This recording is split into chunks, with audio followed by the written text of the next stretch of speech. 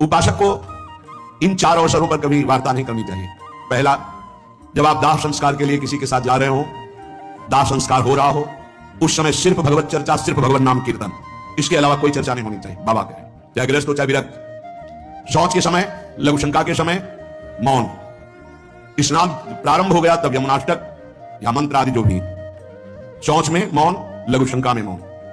किसी बीमार के पास कभी जाइए, भगवत नाम कीर्तन कीजिए, भगवत चर्चा कीजिए, अन्यथा मत जाइए। अगर जहां हो किसके पास जाएंगे, भगवत चर्चा नाम कीर्तन करने का अधिकार वहां नहीं दिया जाएगा तो मत जाइए।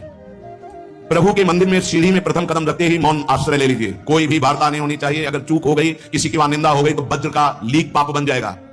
किसी का दोष मंदिर में मत देखिए। सीधे गए, प्रभु से आंख मिलाई, नीचे सर झुकाया, बाहर हो गए। 1 मिनट, 10 मिनट, 1 घंटा, जितना दर्शन कर पाओ, बस इतना। ये सत्संग है, सावधानी। प्रथम सीढ़ी के पैर छुए, मौन, नेत्र नीचे, कोई राधेश्याम कैसे हो, कुछ उत्तर नहीं। सीधे मंदिर में गए, दृष्टि मिलाई, जितनी देर दृष्टि सह पाए रूप, उतनी देर रूप देखो, आंख नीचे करो, वापस मंदिर से आ जाओ। भगवान के मंदिर में किसी भी तरह की कोई भी वार्ता नहीं होनी चाहिए। मौन, दर्शन, बस। खास करके लोग वहीं मिलकर प्रपंच करेंगे। आओ, पीछे खड़े कर लिया और बातें शुरू कर दी। ऐसे विघ्नकारी लोगों से बचिए, वो विघ्न है। अरे बड़े भाग्य से प्रभु के सामने हमें खड़े होने को मिला है। हमें प्रपंच यही पूछना है, कौन हो, कैसे हो, क्या है, कुछ नहीं। उपासक सावधान, कहीं भी दर्शन के लिए जाए तो सबसे पहले ऐसे लोगों से अपना पिंड छुड़ाए जो प्रणाम नमस्कार बातचीत बिल्कुल नहीं। सीधे गए, आंख मिलाई, आंख नीचे की, वापस हुई, बस। रास्ते में बोलना ही नहीं। इसलिए कर एक भी व्यक्ति से अपनापन नहीं होना चाहिए।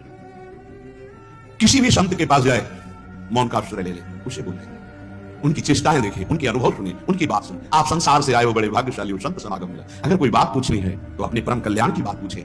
अपनी योग्यता दिखाने की ना कोशिश करे। थोड़ा संतों के चरणों में निराभिमान होकर बैठो तो तुम्हें पता चलेगा, अरे ऐसे ऐसे भगवत प्राप्त महात्मा हुए हैं, उनकी वाणियों का स्वाध्याय करो तो तुम्हारा अहंकार मिट्टी में मिल जाएगा। ये अहंकार, तुम 4 शब्द लिख दिए तुकबंदी लिख करके, तो अपने को तुम ज्ञानी समझने लगे। बहुत सावधान। इतने बड़े परिचय आते हैं, किस बात के? जानने के नहीं, कि हमको बताना है कि हम भैया हमारे गुरु जी हैं हमारे बताने के लिए, और हमें जो जानना है वो हमारी प्रिया, जो हमारे गुरु जी समर्थ है।